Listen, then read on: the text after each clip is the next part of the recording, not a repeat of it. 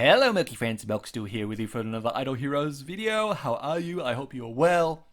So this is just a very quick update to my last video, which is this one. The one about cores, profit orb scrolls, gem spend guide.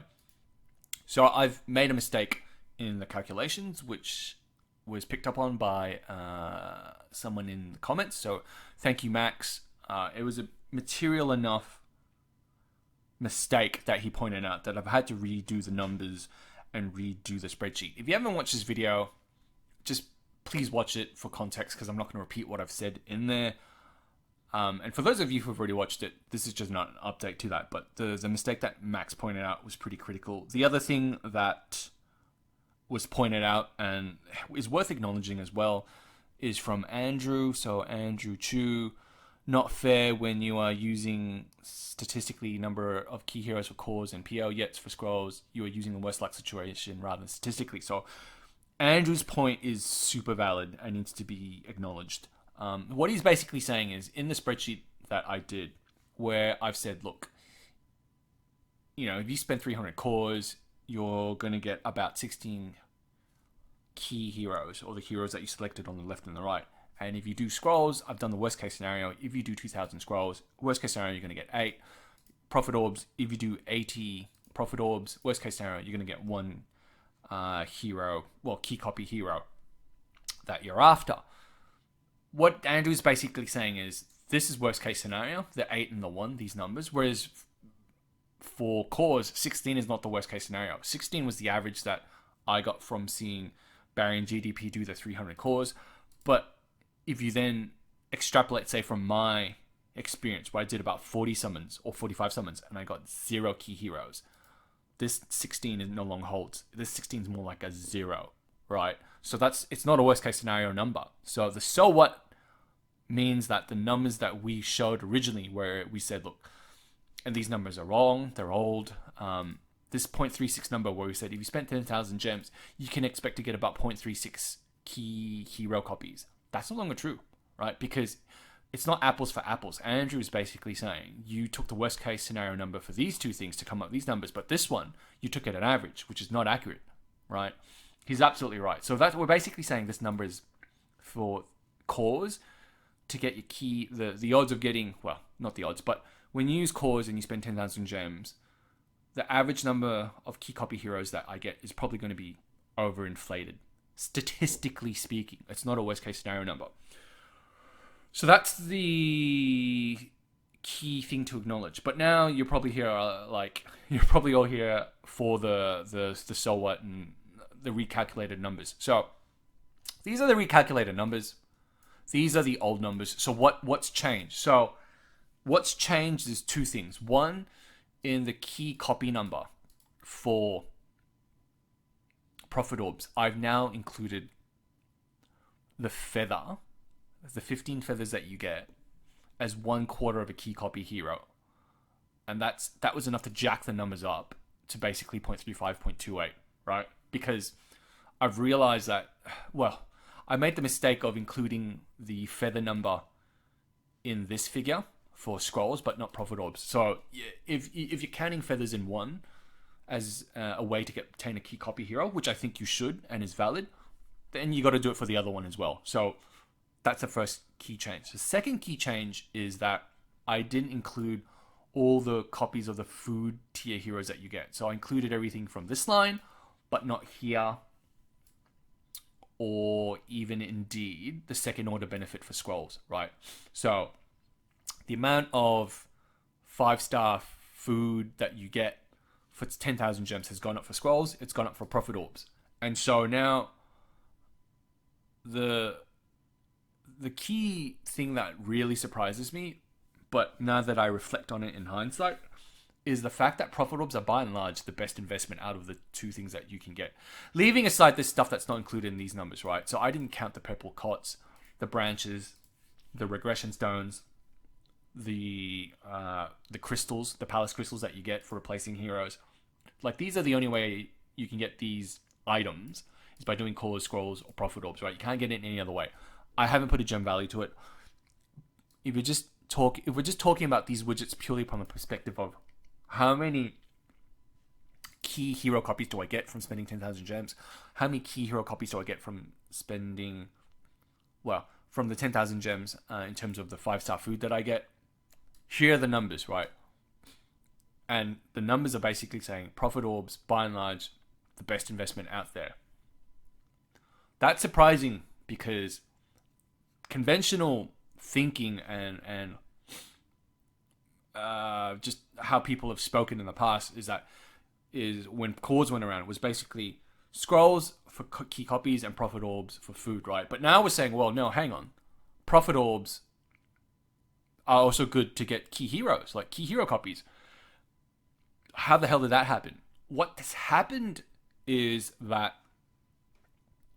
they've now, in the past, when you used to do 80 orbs during the orb event, you used to not get a good hero, right? Now, if you look at what you get, right, with the summons prizes for doing 80 orbs, they're giving you the hero from the heroic summons with the branches 2 to 3 months ago. That didn't used to happen. You used to not be able to get that. The best reward used to be basically a scary, and that used to be the best hero. And then there was some garbage hero below that.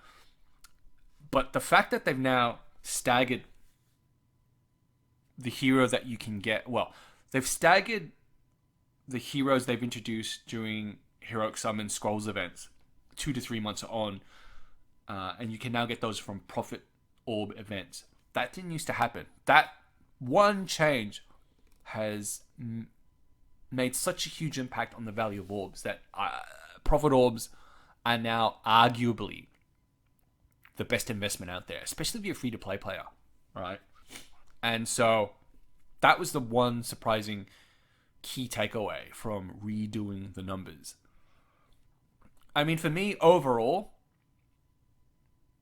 my thoughts on the widgets, the cores, the scrolls, and profit orb is if you want the current hero here and now, right, on day one, scrolls is the only way to get it, right? If you're willing to wait 2 to 3 months, then just invest in profit orbs, right?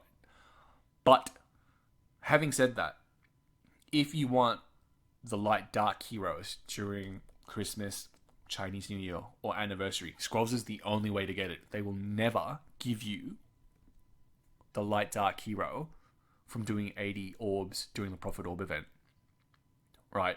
So that's the only thing to bear in mind. Cores, I think, is a distraction. I think the hype around Sword Flash Seer and the fact that that was the only way you could get Sword Flash Seer really quickly was by doing 300 cores. And the hype also created by GDP and Barry and Jun doing like just 300, 500, 600 core summons. And them saying, oh, it's amazing.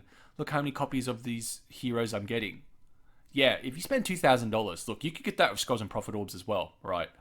So I think the combination of those two things have distracted the Idle Heroes community, for better or for worse. I mean, it's good viewing, right? I certainly enjoyed watching them get all those copies. Certainly very jealous of them getting all those copies.